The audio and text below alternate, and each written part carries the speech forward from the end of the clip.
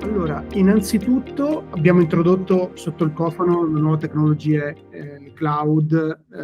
per il miglioramento delle prestazioni. Abbiamo ricevuto negli anni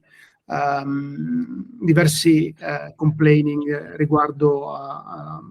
in particolari situazioni di lentezza in upload e in download dovute sostanzialmente all'ultimo miglio di connessione degli utenti. Per fare in modo di accorciare quest'ultimo miglio, che è sempre la parte più critica nell'ottenere delle buone prestazioni, delle buone latenze, quindi delle buone prestazioni, abbiamo introdotto due tecnologie importantissime sotto questo punto di vista. Intanto i dati non viaggiano più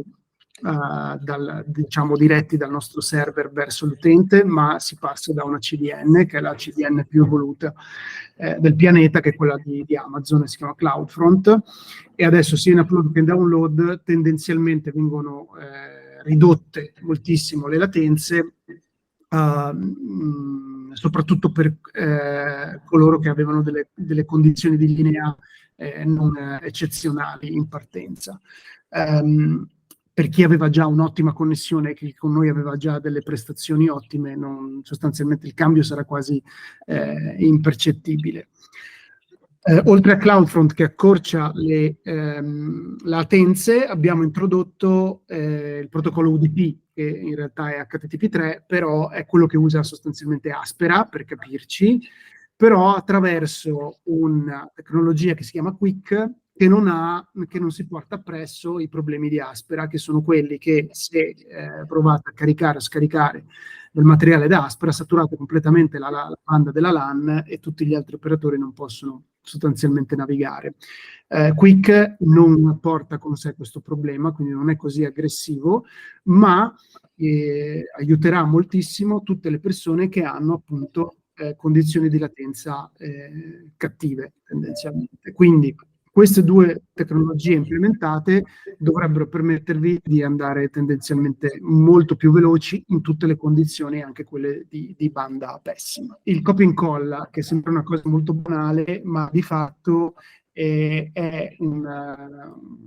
diciamo una modalità che abbiamo inserito per copiare e incollare oggetti da una parte all'altra dell'interfaccia, centralizzando, diciamo, l'esperienza d'uso. In un futuro, perché abbiamo fatto questo? Perché in un futuro non lontano, appunto questo inverno tendenzialmente, Mnemonica si arricchirà di un nuovo modulo e quindi diventerà la possibilità di spostare oggetti non soltanto diciamo fra una room e l'altra banalmente, ma anche verso altri moduli, senza dover creare per forza dei comandi proprietari tipo add to box o save to room, quelli che conoscete già. Basterà fare copia e incolla degli elementi dalla sorgente alla destinazione attraverso, diciamo, tutti i moduli di Mnemonica. E se riesco a farvi vedere il copy and paste, l'abbiamo implementato sia sulle room, e quindi copiando una room la posso andare a incollare, quindi sostanzialmente abbiamo sostituito, anche se c'è ancora, il comando duplicate. Ma la cosa molto interessante, la vera novità di tutto questo è che adesso, se voi copiate un elemento da un progetto, lo potete andare a incollare in un altro progetto. Quindi potete spostarvi i contenuti da un progetto all'altro, se avete accesso, se siete, avete i permessi, diciamo, da manager o da operator, da un progetto all'altro. Quindi, che ne so, vi dovete portare indietro i giornalieri della serie 1 nella serie 2, vi dovete portare appresso il casting, elementi del casting, vi dovete portare appresso qualsiasi cosa, con il copy and paste lo potete fare da un progetto all'altro, cosa che prima non era possibile. Vi suggerisco di cominciare a lavorare con il copy and paste, prestissimo implementeremo anche proprio le shortcut da tastiera per avere un'esperienza d'uso come avviene sostanzialmente nei sistemi operativi o in qualsiasi software anche di montaggio. Questione insomma di poco, l'abbiamo tenuto fuori per questa release per ragioni di opportunità, ma è sostanzialmente già attivo, e questo vi permetterà di vivere all'interno di Mnemonica sempre di più come si vive all'interno di un software quali quelli di montaggio simili. Andremo piano piano a togliere tutti i comandi proprietari e, come nella nostra filosofia dal primo giorno, cercheremo di generalizzare il più possibile tutti i nostri comandi per fare in modo che possano essere adottati i casi d'uso più disparati. Come vedete, io ho copiato una room in un altro progetto. Quando vado a incollarla nel nuovo progetto, mi chiede con quale tipo di media ricominciare il gioco. Perché quando io sposto dei contenuti da un progetto all'altro, è come se ricominciassi a fare un upload, evitando ovviamente l'upload. Quindi, se avevate una room con i file originali salvati o una room soltanto con i proxy, addirittura una room con un watermark impostato, voi potete scegliere che cosa incollare nel nuovo progetto. Quindi ricordando che il copia e incolla da un progetto all'altro è come se fosse un nuovo upload, e essendoci la possibilità che in una room ci siano 3 versioni dello stesso file, l'originale, il proxy pulito e il proxy con watermark, voi potete scegliere con quale elemento ricostruire la nuova room. Ovviamente best effort, nel senso che se dei file originali ne avete 4 su 10, ovviamente userà quei 4 file originali dove sono disponibili, per i successivi 6 andrà a lavorare sui proxy, quindi non dovete farvi venire mal di testa, i contenuti saranno copiati tutti, se ci sono gli originali verranno portati dietro, altrimenti verranno utilizzati i proxy. Il copia e incolla all'interno di uno stesso progetto in più funziona appunto copiando appunto una room e andandola a incollare nella dashboard delle room, quindi facendo un duplicato, oppure potete anche incollare direttamente i contenuti che avete copiato fuori, quindi avete copiato una room intera, li potete incollare in un bin di destinazione, chiaramente perdendo la struttura di bin e day se li avevate nella room precedente, però li potete andare a incollare diciamo una room dentro una room stessa. Quindi il sistema se ne frega sostanzialmente di che cosa andate a copiare, lui ritiene tutte le informazioni e poi chi definisce il look finale delle informazioni incollate è appunto la destinazione che andrete a scegliere. Quindi potete copiare delle clip, incollarle dentro una room esistente, potete copiare una room e incollarla dentro un'altra room, oppure fuori nello stesso progetto, in un altro progetto, sostanzialmente duplicando l'esistenza della room stessa. Come detto, prestissimo arriveranno anche le shortcut da tastiera in modo da fare queste operazioni in maniera più veloce possibile. Ricordo che il copy and paste li trovate sempre nel menu opzioni, 3 pallini per intenderci, e se lavorate su asset, su un numero di asset diverso da uno, i comandi li trovate sulla toolbar qui sopra in alto a sinistra, quindi avete la copia selezionato, taglia selezionato, incolla e via dicendo. Okay, quindi questo è molto, diciamo, abbiamo inserito questa funzionalità perché in un futuro diventerà cruciale per tutto quello che sarà il media management all'interno di Mnemonica. Successivamente al copy and paste vi vado a mostrare che cos'è l'hub, che forse alcuni di voi non se ne sono neanche resi conto che abbiamo introdotto questa nuova vista, ma anche questa diventerà un punto cruciale di smistamento delle informazioni sia allo stato attuale che per quello che ci riserverà Mnemonica in futuro. L'hub si accede da questa icona qui sopra, ed è uno spazio fondamentalmente di interscambio dati, anche questo. Riconoscerete l'incoming e outgoing dei delivery box. Quindi se selezionate un file e volete creare un nuovo delivery box, a questo punto vi basta trascinarlo dalla room all'area di drop con il pulsante, con il tastone, con l'icona grossa più, per creare un nuovo box come l'avete sempre fatto. Ok, quindi la creazione di un box non cambia, cambia la modalità in cui si triggera, diciamo, questa creazione. A questo punto io mi ritroverò con un box in outgoing, cliccando o facendo doppio clic, cliccando sul numero, facendo doppio clic, entro dentro e posso vedere quali sono i contenuti all'interno del box. Posso ovviamente trascinare più elementi all'interno del box stesso, quindi posso scegliere se trascinarli su più o trascinarli su lo stesso box, e a questo punto dentro il box mi ritrovo due elementi trascinati, quindi copiati. Non abbiamo inserito volutamente la possibilità di spedire i box direttamente da questa vista, perché riteniamo che l'atto di spedire, di condividere dei contenuti con qualcuno abbia bisogno della necessaria concentrazione e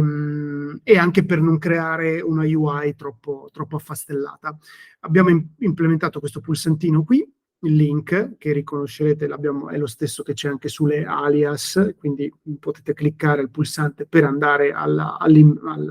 room madre. In questo caso, cliccando sul pulsante, vi ritrovate all'interno dell'interfaccia dei delivery box, potete chiudere il pacco e spedirlo. Lo spedisco a me stesso per farvi vedere come funziona una volta che lo ricevete dallo shelf.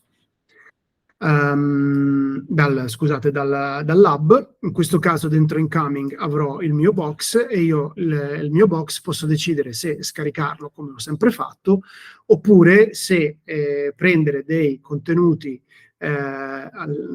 all'interno del box e salvarli all'interno di una room. Quindi è lo stesso meccanismo del save to room, però in questo caso se state lavorando su una room, vi arriva il box, non c'è bisogno di andare nel box e salvare i contenuti, ma aprite questa sidebar qui sopra Lab, andate dentro Incoming, selezionate i contenuti che volete salvare all'interno delle room e avete fatto. Potete farlo anche per un intero box ovviamente, e lo potete fare anche fuori dalle room, e quindi da un box potete scegliere la room di destinazione oppure creare una nuova room direttamente dal box. Quindi saltiamo dei passaggi, quindi vi facciamo fare sostanzialmente meno click. Non c'è nessuna novità in termini di funzionalità vere e proprie, ma per questo abbiamo chiamato anche degli UX Booster la release. Vi permettiamo di utilizzare i servizi che conoscete già in maniera molto più rapida e intuitiva. Tra l'altro, una delle cose di cui volevo parlare era il drag and drop. Avete cominciato a vederlo. Cominciamo ad avere un meccanismo di drag and drop molto più consistente rispetto a quello che avevamo prima, che era, diciamo, destinato a queste quick actions che avevamo qui sul basso. Adesso permettiamo di fare interagire i sistemi tramite drag and drop. Ad esempio, nell'access control potete fare le stesse identiche cose che facevate prima, quindi invitare le persone con il tastino più, ma a questo punto, ad esempio, se in questa room ho questa persona e voglio andare a prendere quest'altra, la potete tranquillamente trascinare sulle room, una o più di una, nel senso non c'è una limitazione, potete selezionare quante ne volete e rimangono le quick action in basso alla pagina per diciamo contestualizzate all'azione che sto facendo, ma posso anche diciamo in questa maniera copiare le audience da una room all'altra, o copiare anche i gruppi da una room all'altra e via discorrendo. Sostanzialmente potete fare le operazioni che prima facevate con 3 clic con un gesto, diciamo, del mouse per andare a distribuire le audience all'interno della room stessa. Funziona ovviamente in tutte le viste che abbiamo predisposto nell'access control, che è rimasto lo stesso identico, ma rimane questa interazione. Con la prossima iterazione di Mnemonica metteremo il copia e incolla anche nelle audience, per cui copierete e incollerete come fate con i media, anche con le persone, diciamo, elementi da una parte all'altra. Altra cosa, lo shelf. Questa è una cosa molto importante. Allora, lo shelf nasce dalla necessità di cedere dei contenuti ad altri owner. Voi sapete che i progetti di Mnemonica appartengono a una company. La company tendenzialmente è il cliente di Mnemonica. Molto spesso succede che, fatto salvo, scusate, che adesso dalla release potete copiare intra-project, diciamo, intra-company, okay? Potete copiare e incollare contenuti da un progetto all'altro, basta che abbiate i permessi su entrambi i progetti. C'è stato richiesto, soprattutto da dei broadcaster, che a fine produzione il broadcaster stesso potesse ricevere i contenuti dal produttore per proprio archivio. Quindi 2 entità, 2 company che entrambe hanno un contratto con noi possono scambiarsi i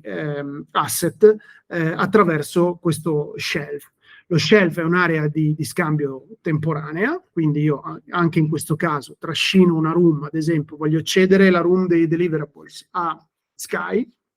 ad esempio, inserirò un indirizzo email del mio referente di Sky o della mia piattaforma, mio streamer, di quello che è, e questa persona riceverà a sua volta una notifica, riceverà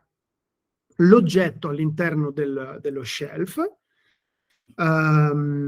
come si vede in questo caso, quindi lo shelf non ha incoming o outgoing, è una libreria, è uno scaffale dove si appoggiano delle cose che hanno una vita molto effimera. Lo shelf dura 24 ore e la persona che riceve questo oggetto temporaneo potrà decidere che cosa fare, se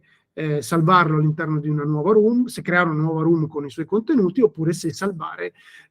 i suoi contenuti all'interno di una room esistente.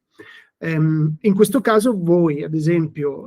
chi ha dei contratti omnicomprensivi, dei bundle, e ha bisogno di liberare spazio per le nuove produzioni che devono entrare, e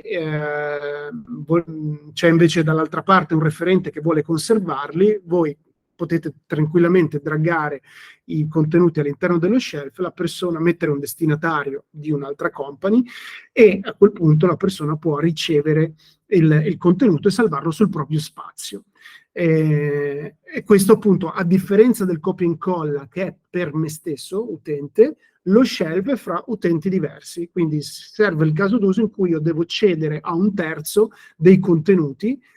che a sua volta entreranno a far parte dello spazio, dello storage occupato da parte del cliente di destinazione e sui quali io perdo completamente il controllo, cedo proprio la proprietà dei contenuti verso un'altra company. Non è un'operazione di utilizzo dello shell che avviene tutti i giorni, però quando avviene è di fondamentale importanza, perché magari a livello di contratto c'è scritto che il produttore a un certo punto deve cedere i contenuti al broadcaster di tutti i semilavorati, eccetera, eccetera, per ragioni di archivio. Questa è un'altra cosa che ci hanno chiesto in tantissimi. Abbiamo trovato una maniera per renderla sicura, nel senso che voi sapete che i watermark noi li abbiamo sempre abbiamo scelto di avere dei watermark burned in, quindi la macchina che fa un encoding vero e proprio e scrive all'interno del file il watermark.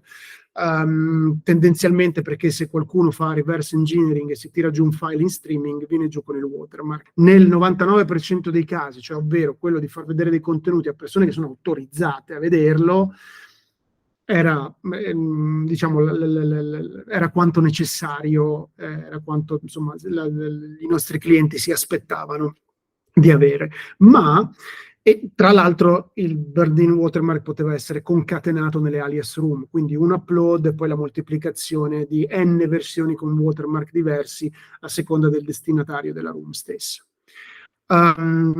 Ma c'era stato chiesto anche di poter mostrare l'indirizzo email, insomma comunque un dato personale nell'overlay di un filmato, diciamo mostrare un dato personale di un utente loggato in sovraimpressione su un filmato. Abbiamo deciso di mostrare l'indirizzo email perché l'indirizzo IP non ha nessun senso a nostro avviso, perché la metà della gente lavora sotto VPN, per cui sapere che mi stanno guardando un filmato dal Sudafrica sinceramente ha poco senso. Quello che sicuramente contraddistingue un utente è il proprio indirizzo email, che è lo username di Mnemonica. Quindi l'overlay watermark non richiede encoding, quindi è istantaneo. Si può scegliere una posizione, 9 posizioni sullo schermo, oppure mettere una posizione dinamica che ogni tot secondi cambia nella matrice delle 9 posizioni, una dimensione del font e una trasparenza sostanzialmente come avviene per il watermark burn-in, salvo, e a questo punto all'interno del mio filmato ho immediatamente il watermark sovraimpresso. Abbiamo fatto in modo che non sia disattivabile, anche aprendo l'inspector di Chrome o del browser in cui state lavorando. Funziona anche sull'app, quindi anche sull'app funziona a maggior ragione nella stessa maniera, perché l'app tendenzialmente sono molti meno, insomma, quelli che tendono a fare reverse engineering su un'app. Se qualcuno riesce a toglierlo, il meccanismo è che immediatamente nel momento in cui viene premuto play nuovamente, la pagina web viene resettata e il watermark riappare, quindi è un gatto che si morde la coda, quindi tendenzialmente non si può togliere, può essere tolto soltanto sullo still frame, però insomma, essendo filmati non ha molto senso preoccuparsi, insomma, rispetto a questa cosa. Va bene nel 99% dei casi, perché ripeto, chi accede ai filmati tendenzialmente è gente autorizzata a guardarli, lo si fa per un eccesso di zelo, però capisco che possa essere effettivamente molto comodo perché non ho tempi d'attesa, soprattutto magari se ho una screen room con tanto materiale all'interno, magari volete impostare un watermark su una dailies room che ha già 100 giorni di set a bordo, magari ci potreste mettere 2 o 3 ore a fare l'encoding di tutto il materiale. Con questo in maniera istantanea avete un watermark che comunque a livello di incutere un attimino di timore nei confronti di malintenzionati o semplicemente di persone così un po' leggere, sicuramente fa il suo dovere. Il drag and drop l'abbiamo visto, i filtri, anche questo è una prima versione dei filtri rivisti, non andiamo più ad avere quella spasa di pulsantini che era veramente complesso da decifrare, dove bisognava imparare tantissimo linguaggio, diciamo, di visivo, così, di mnemonica, per capire quale filtro fosse applicato, quale applicare, eccetera.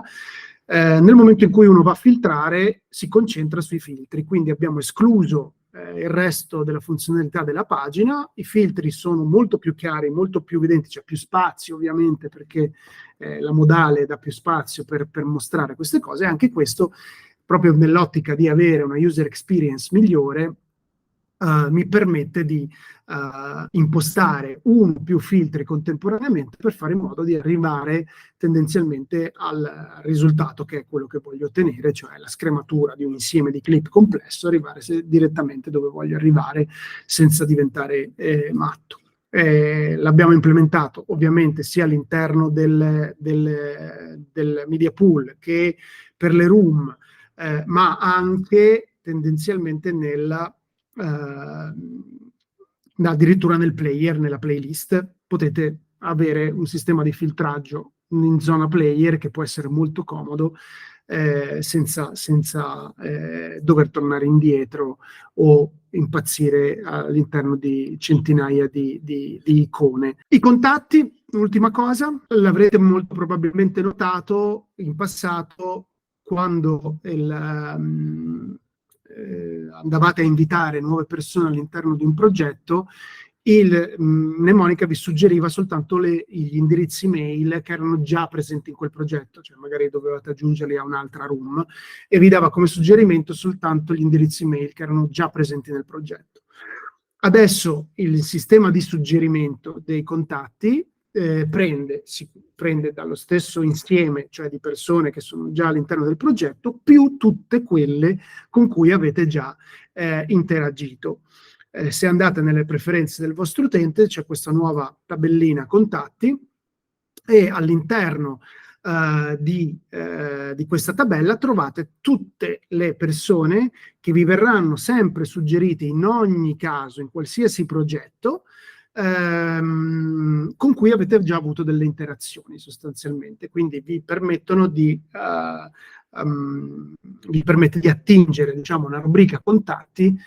molto più ampia rispetto a quella che avevate precedentemente, che era ristretta soltanto al singolo progetto. In questo caso, piano piano, ovviamente non è retroattivo, per cui questa contact list verrà costruita per ognuno nel tempo, però tendenzialmente questo meccanismo vi permette di avere una gestione molto più semplice, senza stare ogni volta a andare a copiare e collare indirizzi o a scriverli a mano addirittura. Quindi piano piano, andando avanti col tempo, non avrete quasi più necessità, se non per i nuovi utenti, di digitare indirizzi mail da capo ex novo. C'è una cosa, vi consiglio appunto a tutti di iscrivervi al nostro canale Telegram, dove verranno pubblicate delle notizie che sono quelle che sono presenti anche in app nel menu col megafono, delle notizie dedicate, degli instant poll anche,